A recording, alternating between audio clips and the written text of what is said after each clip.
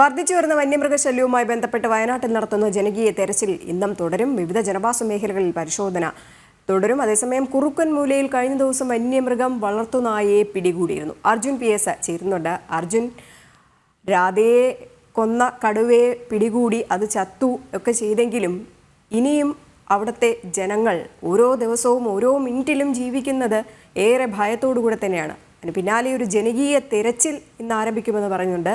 ആരംഭിച്ചു കഴിഞ്ഞോ ജനകീയ തെരച്ചിൽ? എന്താണ് വിശദാംശങ്ങൾ? തീർച്ചയായും ഈ ജനകീയ തെരച്ചിൽ എത്രമാത്രം വിജയകരമാകുന്ന നമുക്ക് പറയാൻ കഴിയില്ല. സ്വാഭാവികമായിട്ടും ഇത്രയും ജനകീയ തെരച്ചിൽ എന്ന് പറയുമ്പോൾ ഒരു ജനങ്ങളെയൊക്കെ കൂട്ടി ഉള്ള തെരച്ചിൽ എന്നുള്ളതാണ് എല്ലാവരും കരുതുക. പക്ഷെ അത്തരത്തിലുള്ള ഒരു തെരച്ചിലല്ല. വനംവകുപ്പിന്റെ നേതൃത്വത്തിലാണ് തെരച്ചിൽ നടത്തുന്നത്. സ്വാഭാവികമായും 8-9 ഗ്രൂപ്പുകളായി തിരിഞ്ഞ് ഓരോ സ്ഥലത്തും തെരച്ചിൽ നടത്തുന്ന രീതിയാണിത്. പക്ഷേ ഇത് എത്രമാത്രം ഫലവത്താകും, ഇത് എന്തിനാണ് ഇങ്ങനെ ഒരു തെരച്ചിൽ നടത്തുന്നത് എന്നുള്ള ഒരു ചോദ്യം കൂടി ഉയരുന്നുണ്ട്. സ്വാഭാവികമായും ഇത്തരത്തിൽ ഒരു കടുവ ആക്രമണം ഉണ്ടായിരിക്കുന്നു. അതിൽ നിന്നും ഭയമുക്തി നേടി വരുന്നതേ ഉള്ളൂ നാട്ടുകാർ. ആ ഒരു സാഹചര്യത്തിലാണ് വീണ്ടും കഴിഞ്ഞ ദിവസം ഒരു കടുവയെന്ന് നാട്ടുകാർ പറയുന്നു, ഒരു വളർത്തുനായയെ ഈ കടുവ കൊണ്ടുപോകുന്ന ഒരു സാഹചര്യം ഉണ്ടായിരുന്നു.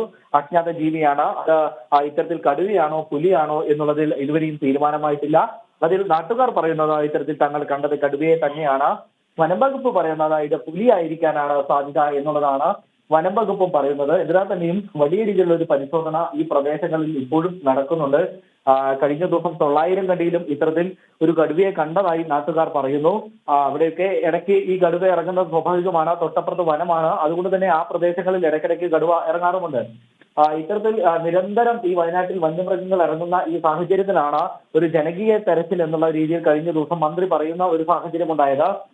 അത്തരത്തിൽ ഈ ഫോറസ്റ്റ് ഏരിയകളിലും ഈ ജനവാസ മേഖലകളിലൊക്കെ തെരച്ചിൽ നടക്കുന്നുണ്ട്. പക്ഷെ അത് എത്രമാത്രം പൂർണ്ണമാകും എന്നുള്ളതാണ് നമുക്ക് നോക്കിക്കാണേണ്ടത്.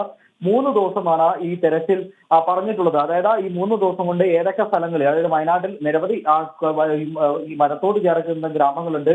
അപ്പൊ ഏതൊക്കെ സ്ഥലങ്ങളിൽ എത്തിച്ചേരാൻ വനംവകുപ്പിന് കഴിയുമെന്നുള്ളതൊക്കെ നോക്കി കാണേണ്ടിയിരിക്കുന്നു.